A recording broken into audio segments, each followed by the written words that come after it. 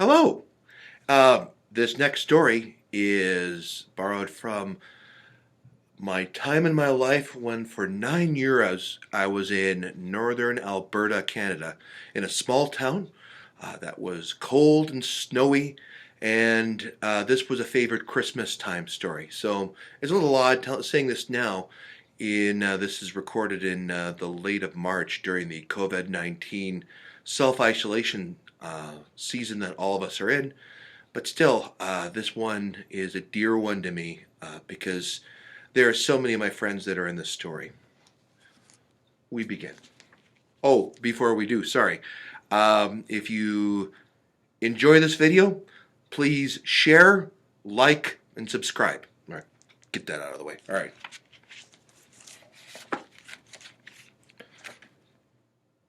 Journey of the Magi. A cold coming we had of it. Just the worst time of the year. Harold read to his class. He went through the poem written by T.S. Eliot and then ended the poem by saying, "But no longer at ease here in the old dispensation, with an alien people clutching their gods, I should be glad of another death." This, of course, was the great question that T.S. Eliot had asked in this poem, The Journey of the Magi.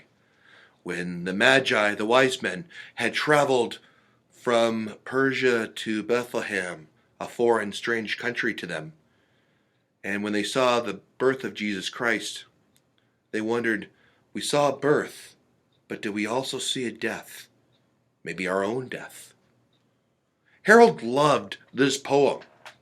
Every Christmas party, every Christmas Eve with his family, every time he was with his students at the local Catholic school of High Smoke, Alberta, he would read this poem right before the bell ended, dismissing them, their students, to the 2-week Christmas break. He would, of course, remind them that the local Anglican church to which Harold was a warden of were doing a live nativity, and that this was very important because it told the story of Christ's birth, that we need to tell this over, and free hot chocolate, free cookies, and you get a chance to see live animals, which in the city would be exotic. However, High Smoke was a farming community, and that many of them who saw the live animals knew the live animals by name and personally. Nonetheless, this was a draw Harold used to entice his students. The bell rang, and he was happy. The kids fled the scene like an accident. He got into his car and drove to St. Stephen the Martyr Anglican Church in High Smoke, Alberta. There he pulled out the parking lot of the small little A-frame country church, nestled by snow all around him. And he got up, and it was like death outside. -35, and the temperatures were dropping so much that when he entered in, all of the senior citizens were gathered around the tables, drinking tea and doing the great Canadian pastime, complaining about the weather, expecting that it would be worse. And indeed, on that Saturday, it was to be -42. Harold asked, well, are we going to still do this? The town counts on this every year. Every year, people come and they stay around long enough to do the live nativity scene. And then they go and spread all over Alberta to their families and to their friends and to exotic places. But they wait just long enough for this live nativity. Are we going to do it again? He asked. The old people were dubious. Oh, many of them were fine and happy, putting out the cradle made of coconut wood. They wouldn't mind setting up the chairs and the seats. But whenever asked, whenever pressed, their eyes would look somewhere else, possibly even down to their teacups. And while Harold was trying to navigate who was going to be the actors of this nativity, who was going to be Joseph, Mary, the baby Jesus, the shepherds, the Magi, all, of course, thinking back to T.S. Eliot, he heard the familiar grind of his wife's minivan pull up. You can tell the sound of your spouse's car in northern Alberta as it skids to a stop in snow. He also could tell by the sound of the skidding of the stop that she was not happy. She left the vehicle and marched straight into the church, muttering to herself, and Harold knew, leave well enough alone. He then walked to the minivan, and their one and only son, Jeremy, was talking. He was 4. And Jeremy, the moment he was born till this moment, he just narrated everything. It was like watching your favorite movie with a director's commentary voiced over. He would describe everything that people were doing and why people did what they did and what was the story. And he just loved talking and talking and talking and talking. And Harold could hear Jeremy talking even before he went in and stuck his head in the car door and asked, what's going on? And Harold looked to his good buddy, Samuel. And Samuel was also talking. And then behind them was their also good buddy, Lucy. She was talking. Next to the 4th and final member of his wife's car trip down to Edmonton and back, Cecilia. And she was talking. All 4 of them were having separate, independent conversations near each other, but not to each other. And he understood his wife's problems. For years, his wife and him had an understanding that they could go days and days and not speak with each other. And it was okay. It was fine. It was good. His wife delighted that Harold was the first man in her life that never tried to rescue her from silence. Never tried to talk her out of being alone. He just let her be alone. And they had a great love with this until Jeremy came. And Jeremy talked and talked. Harold did what he knew. He got into the minivan, asked them all how was the trip to the shopping mall. This was a plan for a birthday party to spend the day there, and then they'd all drive back, and everyone was happy, everyone was excited, everyone was talking about it, and there wasn't even silence when the last kid was dropped off and he was alone with his son. They went back to the church, and by then everything had been set. Everyone had left. And his wife had taken his car. They went home, they had a quiet supper. The boy was plumb tired, so he went to sleep. And the next day they came to a negative 45 Celsius winter day. The chairs that had been stacked the day before had been frozen into the ground. Conduits of cold with their wrought iron and metal chairs. The sun was setting fast. It would go down around 4 p.m., 3:30 p.m., rising at 9 a.m., maybe even 10 a.m. if it was cloudy.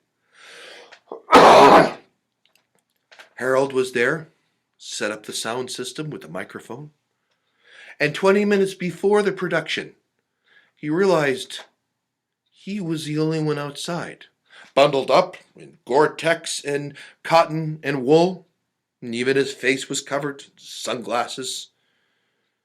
And his son and his friends were inside doing circles and laps around the tiny little chapel. And when Harold went inside, he saw the congregation sipping tea, happy, and not planning to go outside. It's cold. It's uncomfortable. We've done it too many years. Someone else should. Why doesn't someone else? Why isn't anyone else going to do this? We don't want to go out there. Plus, I hear the neighborhoods there. We don't like our town. We hear there's criminals in our town. People who don't go to church. We like going to church. So therefore, we are different than them. We'd rather not. Do we have to? And Harold met with the minister. And the minister said, I need to be with the flock. And the flock is not going outside. Harold then asked, who is going to go outside? We need to do this thing. People are there. And he looked through the window and more people were sitting down. Big bundles of marshmallow polyester gathered around in little clumps.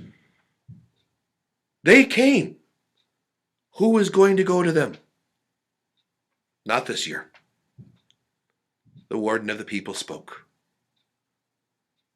Harold then sighed and looked around and then walked over to the group of preschoolers and asked, do you guys have snow clothes? Oh, of course! We came to see the show. Would you like to be the show? And their eyes went open. They had just won the lottery. This is incredible! And so, with their snowsuits on, they put the bathrobes and the towels over their heads with little bandanas and the cardboard shepherd's crooks. And he didn't have enough for everyone to play just one part. So shepherds and wise men were all together. And Lucy and his son were Joseph and Mary. They had a plastic baby doll that had to be wrapped up. Otherwise it'd be frozen and hard to touch and they might stick to your skin.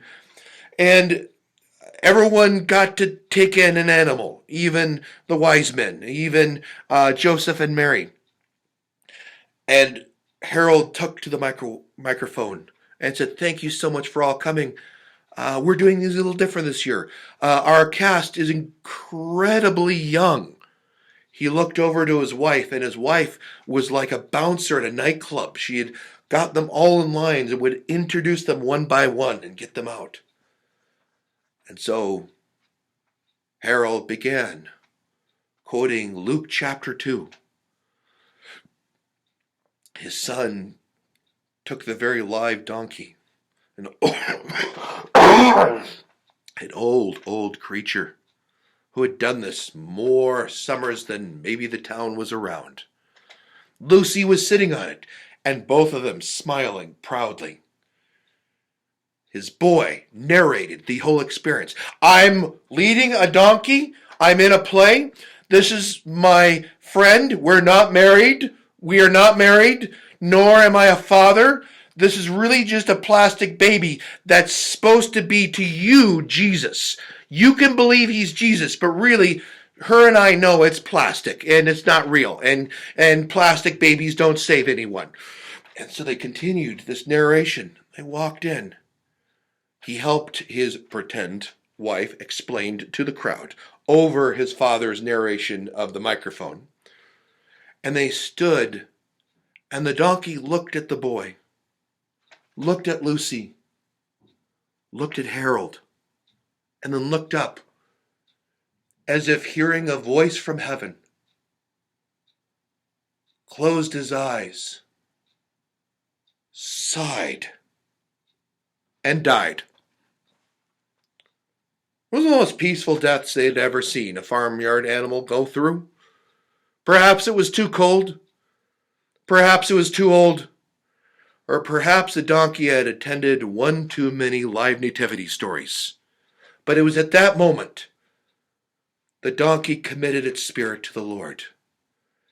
And everyone gasped, including Harold. You're supposed to be clear and calm about this. Harold could not. Instead, all he muttered was T.S. Eliot. Is this a death or a birth? We have seen a cold coming. We've had of it. I wish for another death. And everyone looked at him like he was a maniac. And he says, no, no, no, no, no, that's the poem. That's the poem. Let's carry on.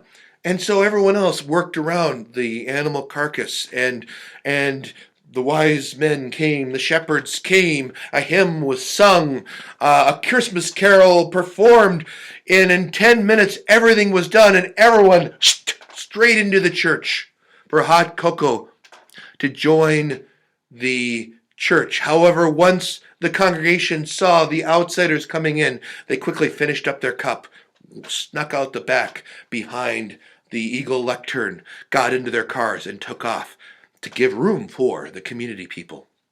The community people drank their cups. They looked around, someone to thank, and all they saw were the very proud preschoolers. So they said, thank you for telling us the story. We look forward to it every year. And the most common response back to the kids was, do you want to hear the story again? I'll tell you the story again. I can tell you the story again. And they began to start telling the story again. Everyone went home. A cold coming they had of it. The light nativity ended. Harold went home and did the only sensible thing he could. He got his book of T.S. Eliot poems, had a hard drink. He was in one corner of the house and his wife was at the other. His son, tired and sleeping upstairs. And in the silence, they used that to worship the coming of their king. Thank you.